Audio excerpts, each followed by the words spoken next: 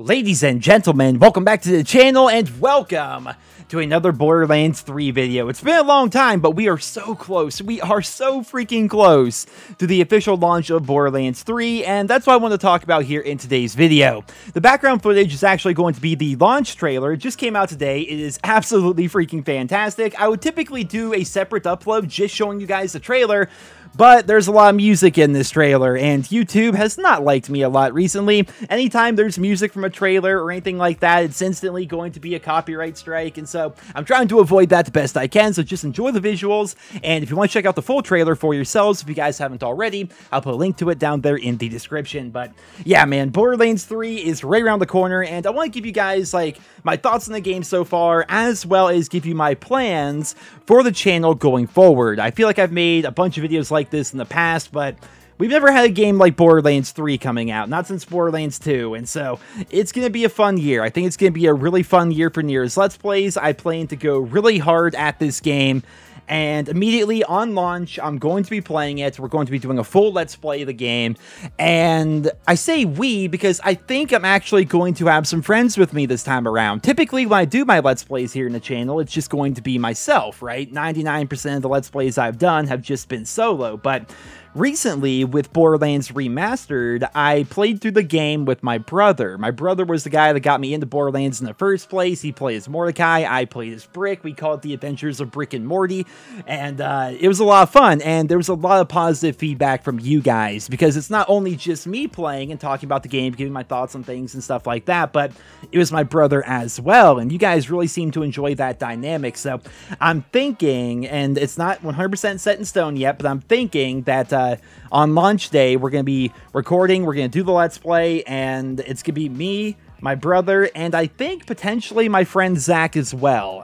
Zach goes by Just So Hyper Online.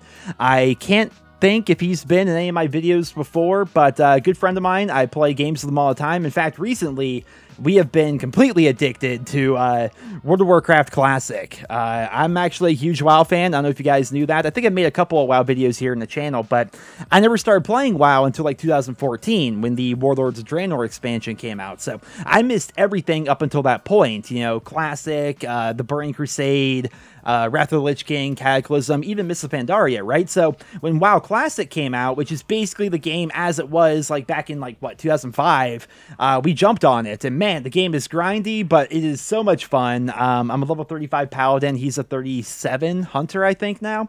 So we've been playing a bunch, and I think he'd be a good addition to the Let's Play. So if he's down, if he wants to do it with me and my brother, then we're going to play together. We're going to do a full Let's Play of the game. We're going to try and beat it within the first couple of days, at least on normal mode. The plan is to do the Let's Play from, you know, level 1 all the way until we beat the main story in normal mode, and then we'll probably play off camera for True Vault Hunter mode and try to get up to level cap and stuff like that. But for the initial story, we're going to be playing together. As you guys know, I will be playing Flak. I think my brother is going to be playing Mose, and Zach is going to be playing as Zane. So that should be pretty fun.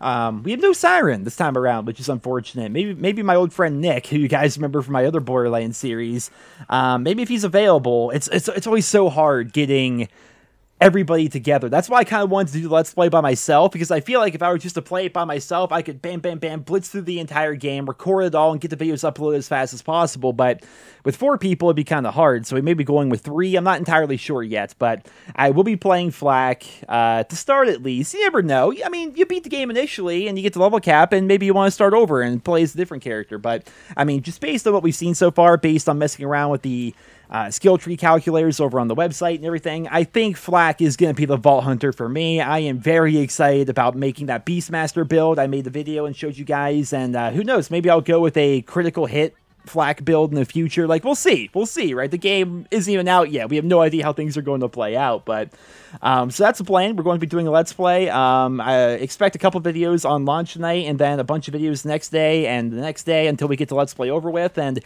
after that, I'm actually going to be doing what I intended to do with the pre-sequel. If you guys have been around for a while, and I feel like the vast majority of you guys have been, the majority of the people that watch my channel here, I've been watching it for years. I don't get a whole lot of new subscribers. Back in Borderlands the pre-sequel, Nick and I did the Let's Play, And as we stumbled across things throughout the game, I would make separate videos. Like, I made 2 different legendary weapon guides because, actually, one was a legendary, one was a unique. I think it was called a Jacko Cannon. It was for the Halloween event, which, by the way, there's going to be a Halloween event for this game. Already confirmed. Very excited.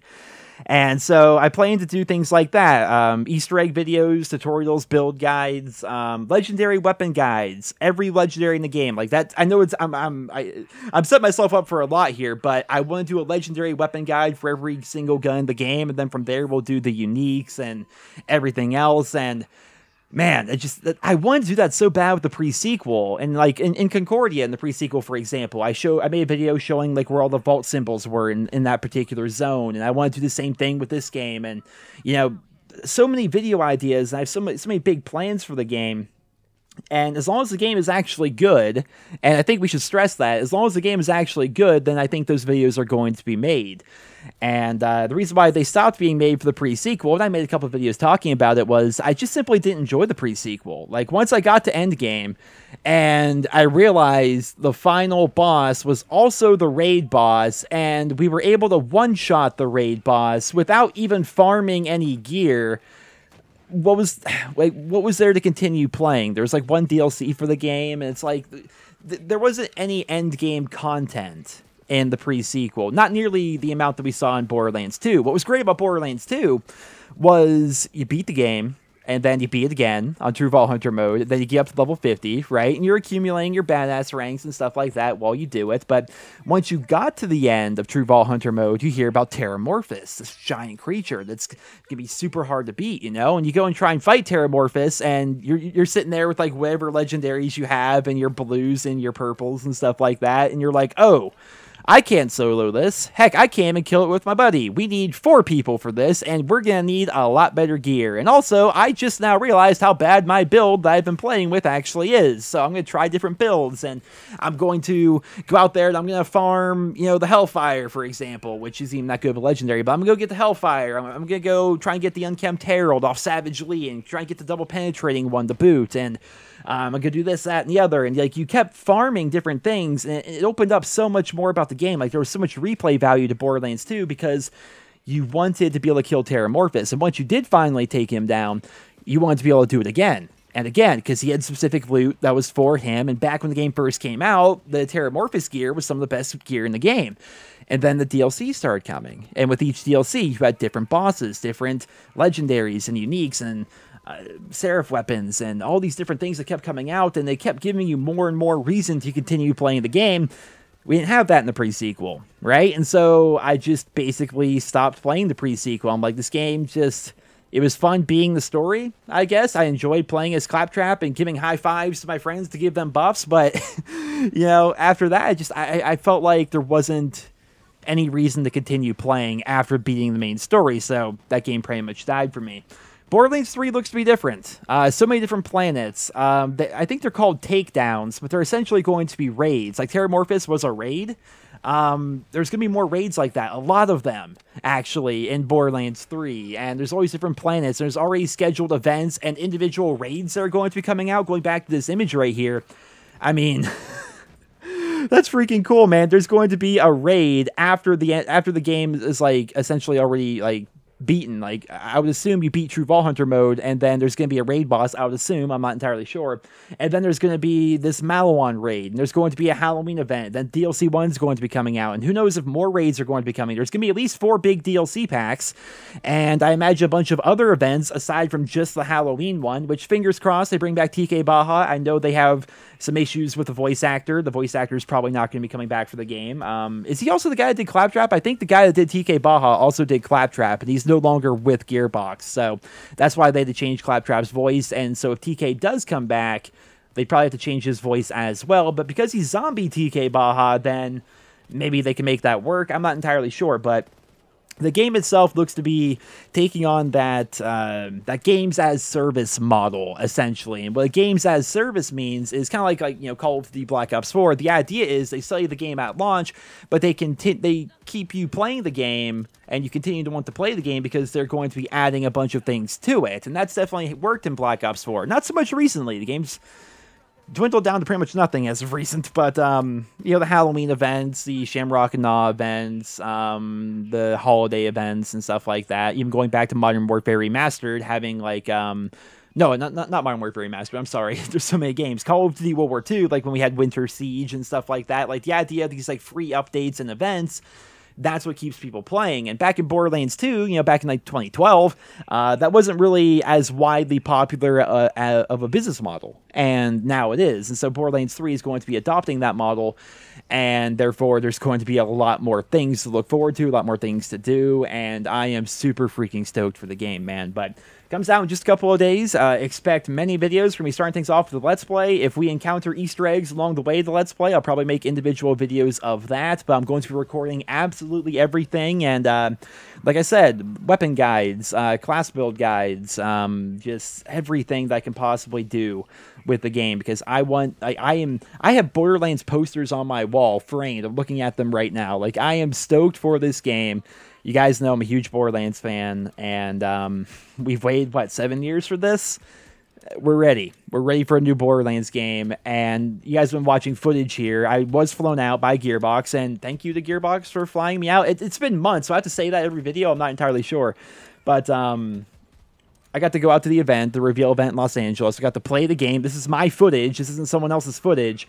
And they really just seem to be taking this game up to 11, man. If you enjoyed Borderlands 2, right, just from even like from the weapons and the characters themselves, they are so vastly improved. All the weapons do many more things than they did back in Borderlands 2. Back in Borderlands 2, the example I give is like, you know, a Vladoff rifle. What's the unique aspect of a Vladoff rifle? It shoots fast. It looks like it's a Russian gun. That's pretty much it. In this game, you have underbarrel attachments. You have sometimes miniguns that you can attach to your Vladoff weapons. They do shoot faster. There's a bunch of different benefits to each individual weapon. Like, instead of each weapon manufacturer having one gimmick, they have like 2 or 3, which is pretty freaking awesome, right? And then when it comes to the Vault Hunters, I mean, the talent trees are insane. And then you have 3 different abilities to choose from. Like, I keep bringing it up. I love Krieg. Krieg the Psycho is my favorite Vault Hunter. But unless you're building a melee Krieg, Buzzax Rampage is useless. You never press that button. Ever. It's completely pointless unless you're specifically building into melee, right? Whereas if they were to import Krieg into Borderlands 3, he would be so much better because he would have 3 different action skills to choose from as compared just to the, you know, just to 1. So that's already awesome. And then from there, you can further augment each of those action skills. Like, each character has 3 action skills, and there's up to 4 different augments you can choose from for each one of those action skills. And when you're playing as Flak like me, not only do you have 3 action skills, but you have 3 different pets you can choose from. And each one of those pets can also be upgraded into 2 different pets, so there's essentially 9 different pets for you to choose from, along with 3 action skills, and each action skill has got 4 different augments, so you can have 2 at a time, and it's like, oh my goodness. This game has so much customization, it has so much under the hood, that I really do think that just from that perspective alone, it's going to be incredible. Now, how the story is going to play out, and whether or not the world is going to be as iconic and interesting as how we saw Pandora in Borderlands 2, that remains to be seen. We don't know that yet, right? We're going to have to wait for the game, and I hope it's going to be good. I hope there is just as much humor. I hope that the worlds, because there's several different worlds here, I hope they're all going to be great. Sanctuary 3 looks fantastic. I can't wait to customize and explore that place, and just, man, on paper, and based on my limited experience with the game, Borderlands 3 looks to be an awesome addition to the series. It looks like it's going to be better than Borderlands 2, which is hard to say, right? It's hard to say. Borderlands 2 is a top 5 game of all time for me. But just based on the upgrading of the weapon manufacturers and the characters alone, that's pretty huge. Now, if they can expand upon that and make the world as good as what we saw in Borderlands 2, it's going to be a pretty freaking awesome game. But ladies and gentlemen, that's all I have for you guys here in this video. Just wanted to give you guys a bit of an update. Probably be a shorter video than this, but hey, what are you going to do? I enjoy these little chats we have every now and then. And again, look forward to more Borderlands content coming out. Borderlands 3 is just a couple days away. And I look forward to it. I look forward to seeing you guys there. And who knows, maybe after we do the full Let's Play, maybe I'll start streaming True Vault Hunter mode and, you know, just chatting with you guys and stuff like that. Because I think it's going to be a lot of fun. I want to do more streaming here on the channel. But all in good time, ladies and gentlemen. I hope you guys all enjoyed. Thank you so much for listening.